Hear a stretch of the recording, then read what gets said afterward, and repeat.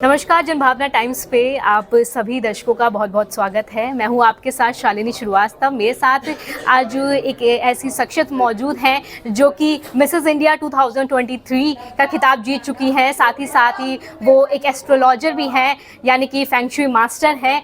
और इन सब ऐसे कई खिताबों के साथ आज ज्योति अरोड़ा हमारे साथ मौजूद है और हम उनसे बातचीत करेंगे, जानेंगे कि क्या कुछ उनके अभी रिसेंटली क्या कुछ चल रहा है, कौन से शोज़ उन्होंने किया है और आगे कौन से शोज़ में वो पार्टिसिपेट करने वाली है।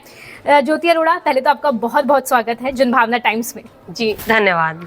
ज्योति, मैं ऐसे ये जानना चाहूँगी कि हाल ही में आपने एक शो में पार्टिसिपेट किया था जो कि टाइम्स फैशन वीक शो था और उसमें हमने आपकी वो वीडियोस भी देखी। बहुत ही मतलब वो जो आपका राम वॉक था, इट वाज वेरी नाइस। और आप आफ्टर ऑल आप वैसे भी मिसेस इंडिया 2023 का खिताब भी जीत चुकी हैं, तो कैसा रहा आपका वो शो, हम आपसे जानना चाहेंगे। हाँ जी, ये मैंने एनजी ई मोबिलिटी के लिए ये रैंप वॉक किया था।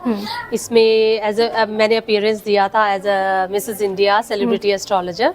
और ये वॉक मैंने किया था to promote the concept of e vehicle, क्योंकि आने वाले समय में जो है इलेक्ट्रिक व्हीकल्स इंडिया में काफ़ी ज़्यादा प्रचलन उनका बढ़ेगा और यही फ्यूचर है।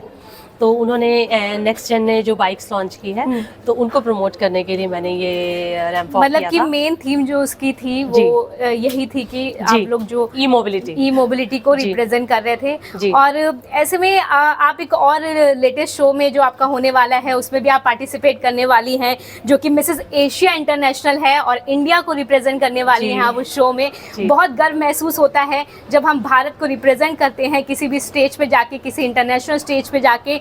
तो आपके लिए कितना खास है और क्या कुछ इस शो की थीम है? जी देखिए, पहली बात तो ये कि मिसेस इंडिया जीतने के बाद क्लासिक कैटेगरी में ये हमारा उत्तरदायित्व बनता है कि हम भारत का रिप्रेजेंटेशन करें अंतर्राष्ट्रीय मंच पर। तो मैं इसी रिप्रेजेंटेशन के लिए जा रही हूँ मिसेस एशिया इंटरनेशनल में, जहाँ पर विश्व की हर कंट्री की जो है रिप्रेजेंटेशन होगी और हमें अपने भारत की जो हमारा जो कल्चर है, हमारी जो हेरिटेज है, उसको वहाँ पर दिखाकर जो हमारे इंडिया के जो हाइलाइट्स हैं उनको वहाँ पर रिप्रेजेंट करके हमें अपना जो है पूरा प्रेजेंटेशन देना है। तो मैं पूरी कोशिश में हूँ कि मैं हर राउंड को पूरे अच्छे प्रयासों से क्लियर करूँ और बस अभी मैं उसी तैयारी में ही लगी हुई हूँ सारे राउंड्स की। मिसेस एशिया इंटरनेशनल की क्या कुछ थीम रहने वाली है वो हम थोड़ा सा आपसे डिटेल्स में जानना चाहेंगे। थोड़ा सीक्रेट पहले आउट नहीं हो जाएगा ये? नहीं, मतलब कि अच्छी बात है कि लोगों को पता चलना चाहिए। सीक्रेट तो वैसे भी कभी खुल ही जाते हैं। देखिए, ऐसा है कि मैं ये सोच रही थी कि जो ये मेरा जो ये थीम रहेगा, इसमें मैं भारत को एक ऐसा देश मानती हूँ जहाँ पर हम देवी की पूजा करते हैं। बिल्कुल। तो मेरा हर चीज में मैं गॉडेस थीम लेके चल रही हूँ कि मेरी वेशभूषा है, जितनी भी वेशभूषा है वो गॉडेस से इंस्पायर्ड होंगी। और मैं किसी ना किसी फॉर्म में अपने प्रेजेंटेशन में एक गॉडेस का रिप्रेजेंटेशन देने वाली हूँ, चाहे वो मेरा जो है ट्रेडिशनल वेयर राउंड हो, चाहे वो मेरा जो गाला राउंड का जो फाइनल जो प्रेजेंटेशन है उसमें।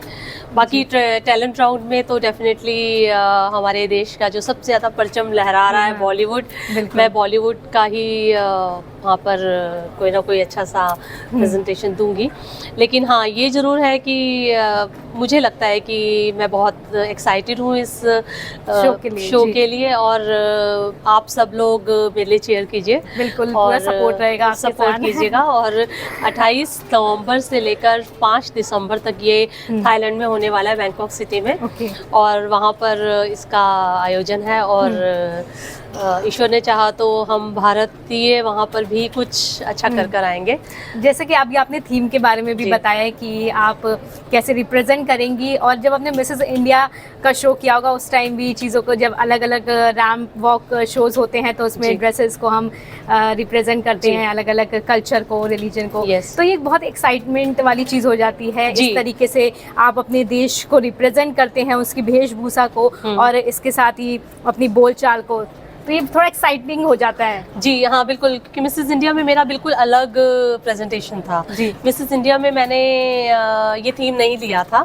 अब यहाँ पर मेरा डाइवर्सिटी का थीम था, मतलब मेरा Okay. मिसेस इंडिया में, यहाँ मेरा गॉडेस थीम है, तो ये बिल्कुल डिफरेंट। नवरात्रि का, दशहरा का टाइम है और ऐसे में गॉडेस थीम के साथ रैम शो करना आगे आपका शो है, तो वैसे तो आपको ऑल द वेरी बेस्ट कि आपकी अपकमिंग शो के लिए। और टाइम्स फैशन वीक वाला शो भी हमने देखा, वो भी बहुत ही इंटरेस्टिंग था। इसके अलावा आप ज्योति फेंग शुई मास्टर भी हैं जी। तो हम थोड़ा रिलेटेड जानना चाहेंगे थोड़ा फेस्टिवल से, क्योंकि अभी दिवाली आ रही है और हर कोई जानना चाहता है कि क्या कुछ खास उसमें हम करके चल सकते हैं जो हमारे लिए फ़ायदेमंद हो सकता है।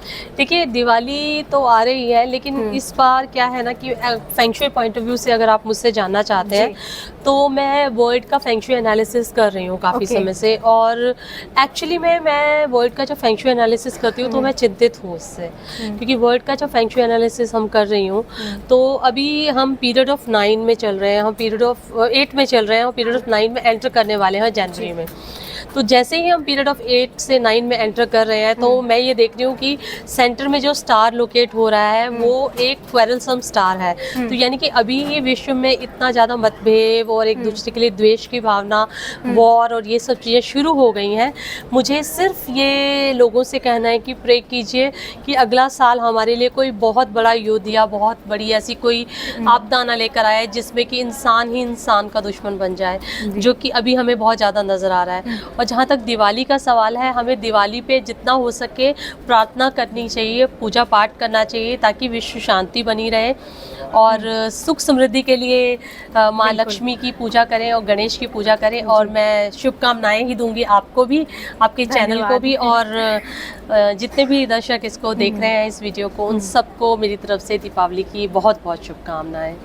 धन्यवाद ज्योति जी। और जैसे कि अगर मैं फेंग शुई को कॉस्ट्यूम से जोड़ के अगर कोई आपसे सवाल पूछूं, क्योंकि अभी आपने मेरे को बताया भी कि रिप्रेजेंट करना मतलब भारत को मिसेस एशिया इंटरनेशनल में, और ऐसे में अगर कोई इस शो के लिए आगे पार्टिसिपेट करता है या इस ऐसे शोज़ के लिए गो थ्रू करता है तो उन्हें किन चीज़ों का ध्यान रखना चाहिए?